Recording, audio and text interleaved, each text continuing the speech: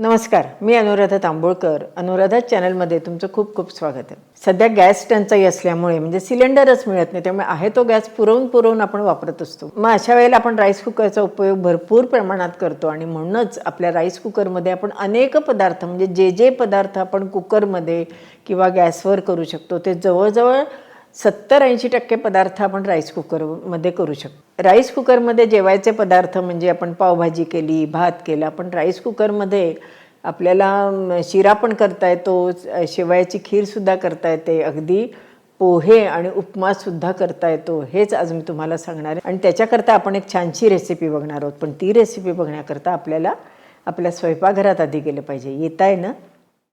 आता आपण पहिल्यांदा ज्या वेळेला राईस कुकर सुरू केला त्यावेळेला त्याच्यात तूप घातलं आणि झाकण ठेवून दिलं, त्यामुळे आपलं तूप गरम झालं. आता त्याच्यात आपण 1 वाटीभर रवा घालणार आहोत. आता हा रवा आपण छान भाजून घेऊयात बरं का. ज्या वेळेला आपल्याकडे एखादा कार्यक्रम असतो, शिरा करायची गडबड असते, त्याला शिरा झाला का नाही, तो खाली लागला का नाही, हा आपल्याला प्रश्न पडतो की नाही. अशा वेळेला हा राईस कुकर अगदी आपल्या मदतीला येतो. राईस कुकरमध्ये ह्याच पद्धतीने आपण उपमा, पोहे, उकड, तांदूळाची उकड ह्यासुद्धा गोष्टी अगदी सहज करू शकतो.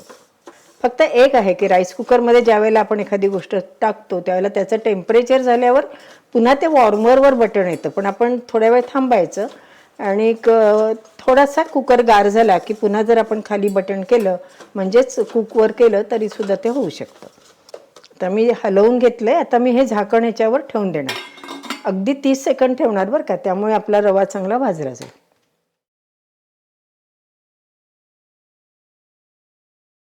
रवा हलका झालेला आहे आणि छान त्याचा सुगंध सुटला आहे बरं का. अजूनही जर आणखीन खमंग भाजून हवं असेल तर पुन्हा आपण ह्याच्यावर झाकण ठेवून द्यायचं. जेवढा राईस कुकर आपला गरम झाला तेवढ्या ह्याच्यात तो आणखीन भाजला जातो, म्हणजेच खमंग होऊन जातो. नेहमी काय करावं, रवा आणला ना की छान नुसता कोरडा भाजून ठेवून द्यावा बरणीत, म्हणजे मग त्यामुळे त्याला कीड पण लागत नाही आणि ज्या वेळेला आपल्याला असा एखादा पदार्थ करायचा असतो त्यावेळेला तो आपला पदार्थ लवकर होतो. आपला रवा भाजून झालाय. आपण प्रसादाचा शिरा करतोय म्हणून आपण याच्यामध्ये दूध घालणार आहोत. दूध घालताना मी नेहमी गाळून घेते, कारण साय वगैरे आली तर ती सगळ्यांनाच आवडते असं नाही ना, त्यामुळे हे 3 वाट्या मी दूध ठेवलं होतं. हे 3 वाट्या मी दूध ह्याच्यामध्ये घालून घेतलं. नेहमी प्रसादाचा शिरा करताना तो दुधातला करतात म्हणून आपण दुधातला केलाय. जर तुम्हाला दुधातला नको असेल तर याच्याऐवजी निम्म दूध निम्म पाणी किंवा नुसता पाण्यातला शिरा केला तरीसुद्धा चालू शकतो. आता आपण ह्याच्यावर झाकण ठेवून देऊयात आणि आपला शिरा शिजू देऊयात. आपला रवा शिजला आहे.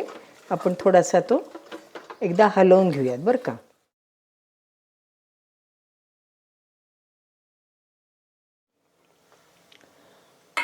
आपला रवा चांगला शिजला आहे. त्याच्यात आपण 1 वाटी आपला रवा होता त्याच्याकरता 1 वाटी आपण साखर घातली आणि त्याच्यात थोडे काजू आणि मनुका तुपामध्ये तळून घातले.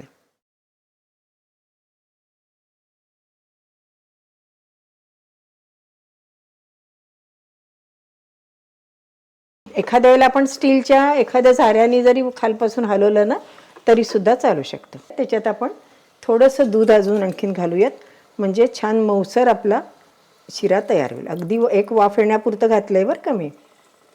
थोडंसं आपण 1 चमचाभर तूप घालूयात, वेलदोड्याची पूड, आणि हे आपण हलवून घेऊयात आणि झाकण ठेवून आपला राईस कुकर आपण बंद करूयात. अजून थोडासा सैलसर वाटतोय की नाही आपल्याला आपला शिरा, पण आपण राईस कुकर बंद केला म्हणजे आपला शिरा खाली लागणार नाही आणि हे झाकण मी ठेवून देणार, म्हणजे 1-2 मिनिटामध्ये आपला शिरा तयार. ह्याच्यात आपण थोडासा केशर घालूयात. ज्या दिवशी आपल्याकडे सत्यनारायणची पूजा असते त्यावेळेला याच्यात अगदी अर्ध केळ बारीक तुकडे करून आपण घालू शकतो. आज काय आपण प्रसादाचा शिरा केला आहे म्हणजे त्या चवीचा केला आहे, पण आपण त्याच्यात केळ वगैरे काही आत्ता घालणार नाही, कारण हा आत्ता 4 वाजता मुलांना खाण्याकरता म्हणून आपण हा प्रसादाचा शिरा केला. आता आपला मस्त प्रसादाचा शिरा तयार झाला.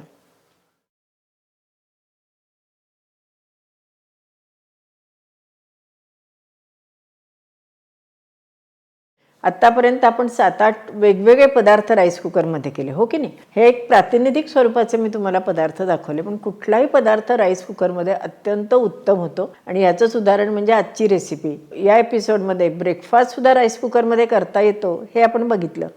आजची डिशसुद्धा तुम्हाला नक्की आवडली असेल. अशा छान छान रेसिपीसुद्धा तुम्ही राईस कुकरमध्ये नक्की करू शकता. मुख्य म्हणजे काय, गॅसवर आपल्या पोळी भाजी रोजची सकाळची गडबड चालू असताना राईस कुकरमध्ये एखादा पदार्थ करायला ठेवला, विशेषतः ब्रेकफास्टचा, तर आपलं एकीकडे काम होतं आणि एका वेळेला आपण 3-4 पदार्थ करू शकतो. हाच त्याच्यातला मुख्य फायदा.